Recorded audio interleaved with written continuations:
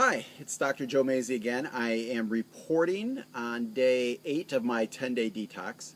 I didn't make a report on day 7. It was more of that, some of the toughest days of the detox where I'm just on vegetables and some fruits. So, it was a lot of broccoli and a lot of apples. I felt like I ate a bucket of broccoli, so I didn't think that was that interesting to report.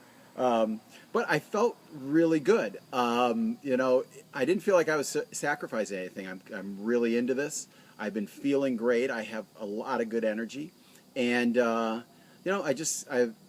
kind of happy about what I've accomplished so far. So, I didn't really have too many cravings to get off the dietary restrictions. So, a few little cravings for some carbs crept in, but I just made sure I didn't let myself get hungry, and I didn't have much difficulty with it. So, today on day 8 of the program, we're going to start introducing foods back into our diet. And this is really important because one thing we've done in this detox is we've eliminated all the foods that can have a significant impact on our digestive system and on our immune system and our body as a whole.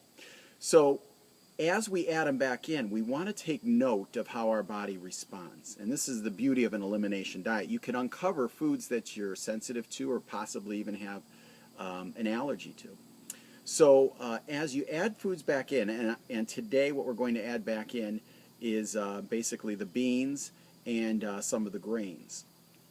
Not gluten yet, but as you add things back in, you want to just take note of how you feel.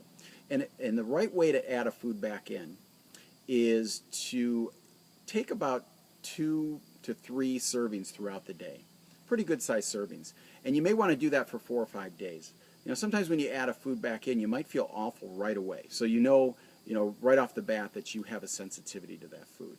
However, sometimes it may take a few days for it to uncover itself. So you want to isolate that food and take it for 4 or 5 days.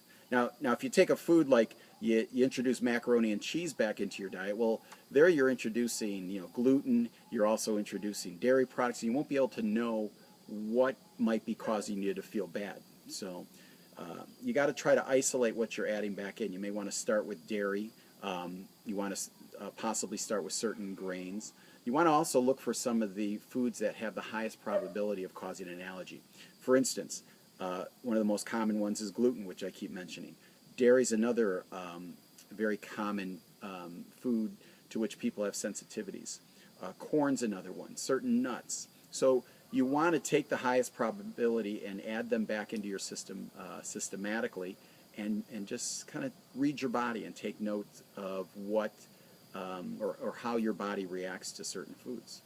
So we're almost to the end, and again, things are going great. I feel really good, and I'm going to use this time to reintroduce foods into my system and find out if there's anything that's been having a negative impact on my health.